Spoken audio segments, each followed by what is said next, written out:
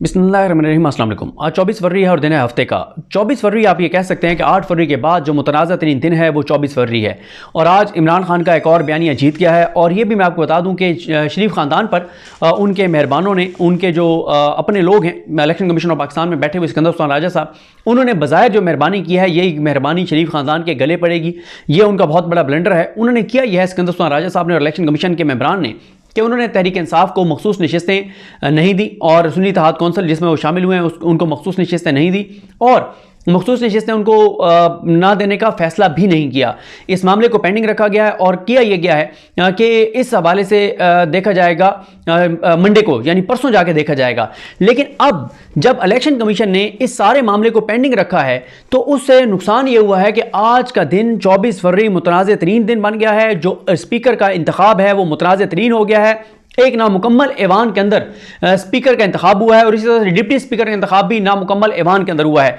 अब यह मामला अदालतों में जाएगा, ये इनके गले पड़ेगा, क्योंकि उसकी रीज़न ये है कि मखसूस नशिस्तें आइन प्रोवाइड करता है। आइन कहता है कि मखसूस नशिस्तें मिलनी है। हाँ, उसका प्रोसेस कानून के अंदर है, उसका प्रोसेस रूल्स के अंदर है। लेकिन अगर एक चीज़ आइन देता है तो फिर आप कानून और रूल्स के अंदर जो है वो उसको रूल्स जो है और जो कानून है वो एक चीज़ का रास्ता, आइन में दिए गए चीज़ का रास्ता नहीं रोक सकते। अच्छा, यहाँ पे कुछ लोगों की ये बात दुरुस्त है कि जनाब वहाँ पे भी जो इंट्रा पार्टी इलेक्शन का मामला है, जो बल्ला लिया गया था, वो इलेक्शन एक्ट में चीज़ें थी, रूल्स में चीज़ें थी और उसमें काजी फाइज साहब ने बल्ला ले लिया। ये बात ठीक है, इस बात में बड़ा वजन है। लेकिन हम वहीं पे ये भी देखते हैं कि काजी फाइज ईसा साहब पे इस वक्त दबाव बहुत ज़्यादा है कि उन्होंने जो बल्ला लिया उसी की वजह से ये सारा मुतनाज़ा तरीन मामला हुआ है। जो आज तहरीक इंसाफ के लोगों को मखसूस नशिस्तें नहीं मिली और एक नामुकम्मल ऐवान का इजलास हुआ है, तो इसकी वजह सुप्रीम कोर्ट का वो फैसला है जिसमें जस्टिस काजी फाइज ईसा साहब, जस्टिस मोहम्मद अली मज़हर साहब और जस्टिस मुसर्रत हिलाली साहबा ने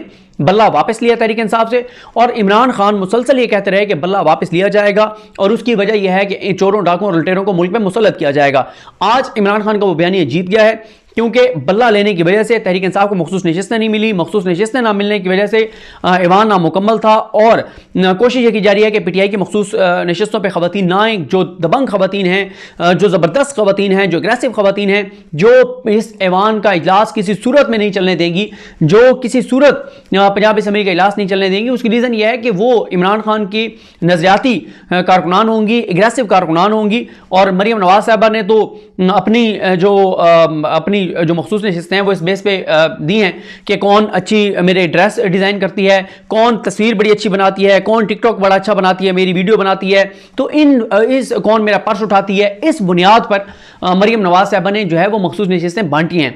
लेकिन पीटीआई की जो मखसूस नशिस्तें हैं उसका क्राइटेरिया जो अब तक लगता है देखना पड़ेगा कि किसने ज़्यादा जुल्म सहा है, किस पे ज़्यादा जबर हुआ है, किसने ज़्यादा कुर्बानियाँ दी हैं, एक पार्टी के साथ कौन खड़ा हुआ है, नज़रियाती कौन है। इस बुनियाद पर जो इस बुनियाद पे ख़वातीन आएंगी वो बहुत स्ट्रॉन्ग होंगी, बजाय इसके कि उनके जो जिनका ये है कि जो मेकअप का सामान मरीम नवाज साहबा को उठाती हैं या उनके ड्रेस डिज़ाइन करती हैं या उनकी तस्वीरें बनाती हैं, उनकी वीडियोज़ बनाती हैं, उनसे वो स्ट्रॉन्ग होंगी ख़वातीन और बड़ा जो है वो टेम्परेचर हाई रहेगा पंजाब असम्बली का। अभी कौमी असम्बली का तो जब शुरू होगा तो पता चलेगा। कौमी असम्बली तो बहुत पीक पे इस बार होगी और जो कि कौमी असम्बली के हालात होंगे वो बड़े टफ होंगे शरीफ ख़ानदान के लिए और शहबाज शरीफ साहब के लिए। लेकिन मरीम नवाज साहबा ज़ाहिर है, मरीम नवाज साहबा ने जो कोशिश है एक बंदूकों के साए में उनको वज़ीर पंजाब बनवाया जा रहा है। एक मुतनाज़ा इलेक्शन के नतीजे में उनके अपनी सीट वो हारी हुई हैं, मखसूस नशिस्तें वो नहीं देने दे रही पीटीआई को, सनम जावेद की वो ज़मानत नहीं होने दे रही। ये सारी चीज़ें वो करवा के और वो समझ रही है कि वो आसानी से चला लेंगी। देखें, 5 साल के लिए असम्बली मुंतखब होती है, क्या ऐसे ये ऐवान चल सकता है जहां पे एक दिन इजलास के लिए ना सिर्फ बंदूकों के साए में वो इजलास हुआ बल्कि डीजी एंटी करप्शन जो है सोहेल जफर चट्टा वो बैठे हुए थे। ये सोहेल जफर चट्टा वही है जिन्होंने इमरान रियाज खान साहब को गिरफ्तार करवाया। इमरान भाई को गिरफ्तार करवाने वाला सोहेल जफर चट्टा पंजाब असम्बली के अंदर क्या कर रहा था बैठा हुआ? वो बेसिकली खौफ फैलाने के लिए बैठा हुआ था पीटीआई के एमपीएस को कि अगर तुमने मरीम नवाज के खिलाफ एहतजाज किया, मरीम नवाज को टफ टाइम दिया, तो डीजी एंटी करप्शन बैठा हुआ है, तुम्हारे ऊपर एंटी करप्शन के केसेस बनेंगे, तुम्हें गिरफ्तार किया जाएगा, तुम्हें हवालात में डाला जाएगा, तुम्हें जेलों में डाला जाएगा। ये उस सारे का मकसद है और इसके लिए ये सारा कुछ किया जा रहा है। तो इस हद तक देखें, ये बंदूकों के साए में रोज इजलास नहीं हो सकता। एक दिन होगा, 2 दिन होगा। इस वक्त जो नजर आ रहा है ना वो ये है कि बंदूक की नोक पे बंदूकों के साए में एक बार मरियम नवाज को वजीर आला पंजाब बनवा दिया जाए, उसके बाद फिर वजीर आला पंजाब तो बन जाएगी। भाई चलाना भी तो है ना, कैसे वो चलाएंगी असम्बली को? नहीं चलेगा। क्यों? उनकी अपनी सीट वो हारी हुई हैं, उनकी पार्टी जो है वो अकलियत से भी अकलियत है उनकी पार्टी जो है उसने 17 सीटें जीती हैं कौमी असम्बली की और चंद सीटें उसने जीती हैं पंजाब असम्बली की। तो कैसे वो वज़ीर आला पंजाब बन सकती हैं? सबसे ज़्यादा जो जुल्म हुआ है वो तो पंजाब के अंदर धांधली में हुआ है, जिस पर पीटीआई मुकम्मल तौर पे खामोश है।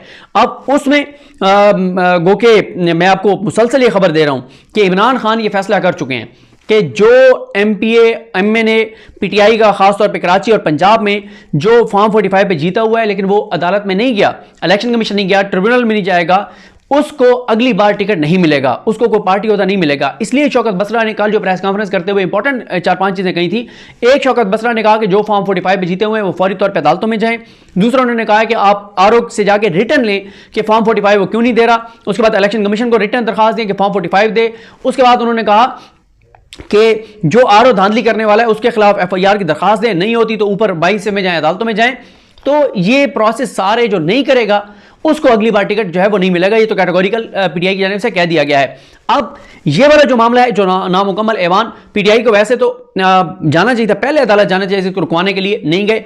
अब पीटीआई को जाना चाहिए, हाई कोर्ट जाना चाहिए, सुप्रीम कोर्ट जाना चाहिए कि ये इलेक्शन जो है नामुकम्मल ऐवान के जरिए करवाया गया है और अभी भी पीटीआई को अदालत से रजू करना चाहिए मरीम नवाज का जो वजारत आला पंजाब का इलेक्शन है वो रुकवाने के लिए। क्योंकि देखें ना, अब मियां असलम इकबाल साहब को रोका गया, उनकी गिरफ्तारी के लिए वो सारा कुछ किया जा रहा था। तो हमारे साहब ने ट्वीट करके बताया कि अब राना आफ्ताब साहब को वज़ीर आला पंजाब के लिए जो है वो नामजद कर दिया गया है। पहले मियां असलम इकबाल साहब थे, लेकिन उनके खिलाफ जो कुछ हो रहा है, जितने छापे मारे जा रहे हैं उनका रास्ता रोकने के लिए, उनको गिरफ्तार करने के लिए, तो अब राना आफ्ताब साहब जो हैं उनको नामजद कर दिया गया है वज़ीर आला पंजाब के लिए। और आई थिंक कल ये इलेक्शन होने जा रहा है और ये इलेक्शन भी मुतनाज़ होगा।